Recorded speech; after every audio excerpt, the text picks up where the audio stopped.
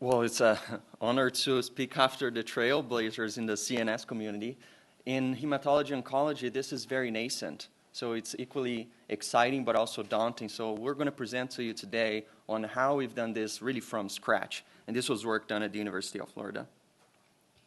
So one quick background for myelogenous leukemia and acute leukemia in general. Two hallmarks: uncontrolled proliferation and block differentiation.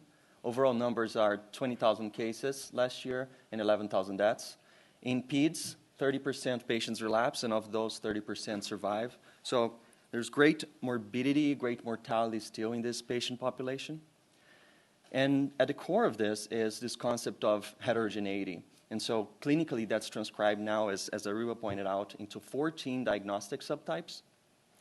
If you add all acute leukemias, that goes up to 30, as I'll describe to you.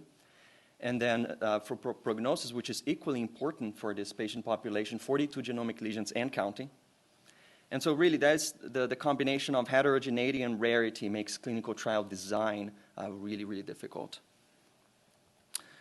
The gap we aim to solve is that the ever-growing number of variants that are clinically actionable just keeps growing. And so we set out to replicate, in a way, what CNS folks have done for years, but in the context of hem-onc, and specimen-to-result method for epigenomic diagnosis of acute leukemia. That includes AML, ALL, APL, mixed phenotype, MDS, and specifically for AML prognosis. And finally, this is ever-changing, but the best we did up to last year was 20x whole genome and epigenome profiling. I'm just learning about adaptive sampling here. So we did that in 48 hours on a P2 solo. And so these are the main overall study design. We started with 11 clinical trials and studies. Those are 3,314 peripheral blood and bone marrow. Again, as I said, this is very nascent. So hopefully one day hem-onc will have the 78,000 samples that the CNS has. And this data set was made public in 2023, and many groups have done amazing things with it. However, for us, we trained machine learning systems to do really two things. One, create diagnostic models, and then two, prognostic models. We then validated this into the retrospective St. Jude multi-center trials, AML-02 and 08, as well as our European colleagues from the Nordic pediatric AML trials. All that you see above here is open source, and you can access these models today through Python and Docker. And then we'll describe how we fit this into a hem-onc workflow, and we'll talk more about that soon. But just briefly, how we devised this from scratch. What you see here is only epigenomes processed by this dimension reduction algorithm. And there are 3,314 patient samples in this map. Patient samples, they cluster together based solely on how similar their methylomes are. And what you see is that we color them based on their diagnosis according to the WHO criteria, so 27 subtypes here plus control. We created an interactive map that you can see, and you can look at the clusters. And then we can formalize this map. And again, I should add that this was really to not have any human cherry picking. Just if you just leave the epigenome to cluster, how can we grab tissue of origin for all of the subtypes with accuracy?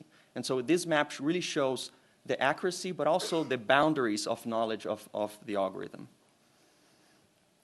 We formalized this to provide statistical guarantees with a supervised classifier. Now, our paper, we used decision trees. And then for our latest version, which is also public, we used an autoencoder with a tabular transformer. And as much as I love decision trees, you can't compete with transformers. So this is our best results with tabular transformers. And effectively, what you see here on the left is the actual diagnosis for the patients, and on the right is the predictions. We spoke about diagnostics, but also of equal interest is prognosis. And so we take the same map, and we only keep AML patients. So you see here the cluster on top, that's RUNX1. The cluster on the right is CBP alpha, and so on. And what we, instead of coloring by diagnosis, we chose to color by patients who survived in blue and patients who died in orange within 5 years. And we can create classifiers that stratify this data. And what you see here as the results is on the left, our retrospective analysis on 946 patients from the Children's Oncology Group trials. On the right, in this multi-center St. Jude trials, 200 patients. On top, event-free survival, and on the bottom, overall survival, showing hazard ratios above 4, so very robust. Blue means low epigenomic risk, and orange means high epigenomic risk. In the context of HEMONC, there are very important prognostic factors that we aim to compare to. So here, MRD1, risk group as per clinical trial, FLT3, blast count in the bulk sample, age, and leukocyte count, showing that if you use the epigenome classifier, it surpasses all the clinical standard of care confounding factors together. And again, on the left, our discovery, on the right, our validation. So once we created those classifiers and robustly validated them, we wanted to fit them into a seamless and affordable clinical workflow for hematology oncology. And the pipeline we devised was 200 microliters of peripheral blood or bone marrow. Then we purified DNA, we described that. We conducted long-read sequencing, particularly we used the P2 solo. And with that, as Ellie mentioned, we get the epigenome and the whole genome. With the epigenome, we can get the diagnosis for our classifiers. And very importantly, for the genome, we can validate those findings, as Ariba mentioned. And the sequencing trilemma we try to navigate was $1,000, currently one flow cell. Maybe next year, Nanopore cuts that in half. Depth of coverage at 20x. And we did a whole genome sequencing to be simple, affordable, accessible in one take. But we did sacrifice overall coverage. And this was essentially 48 hours from sample collection, 20x whole genome generation to clinical action. And the pipeline is now really well described.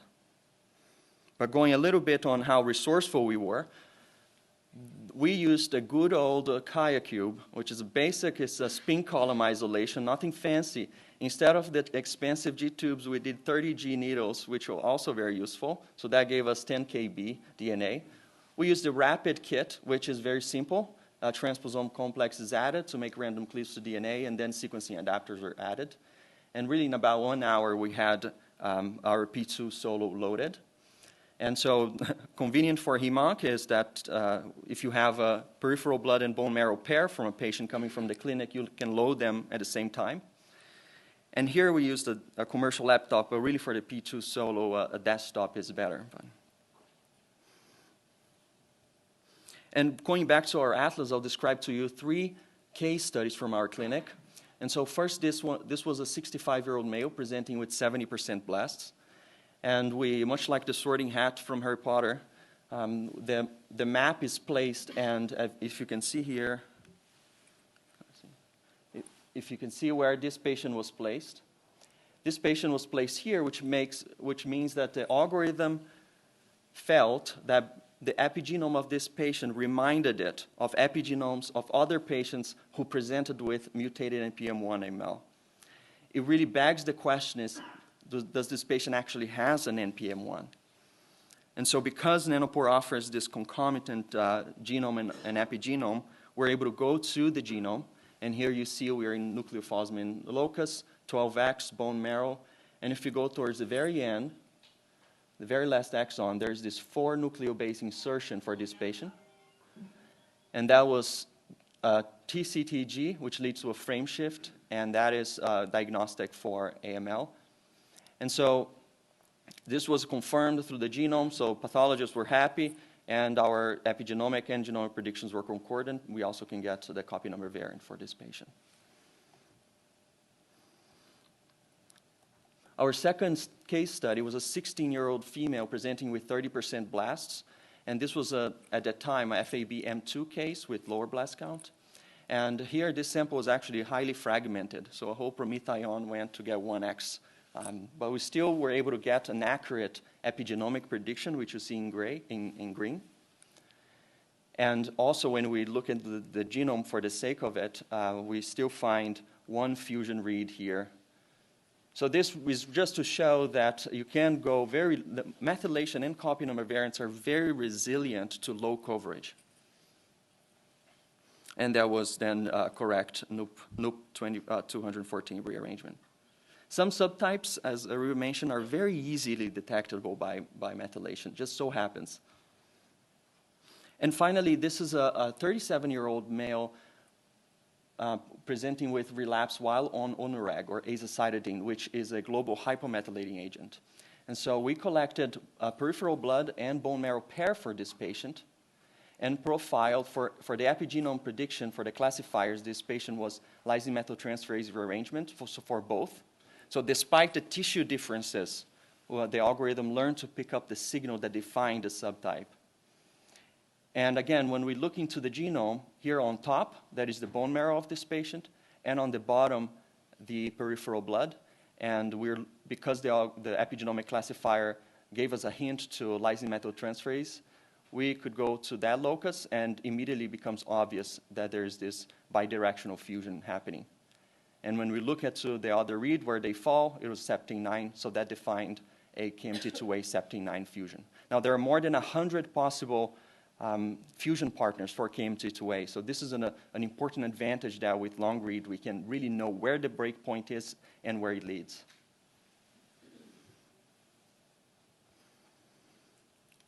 So the classifiers are open source and they're publicly available. As I said, we have a AML, ALL, MDS, APL, mixed phenotype, plus normal controls. This was done with 3,300 patient samples, and we're seeing amazing accuracy. So can you imagine if you just increase that sample size like what the CNS community has, how clinically actionable that is? And that is ongoing work. We're investing heavy on this to up that sample size so we can collect limit of detection for all of the rare subtypes. For prognosis, we offer AML prognosis for both peds and adults, and Nanopore whole genome sequencing is the platform, array as well, peripheral blood, bone marrow.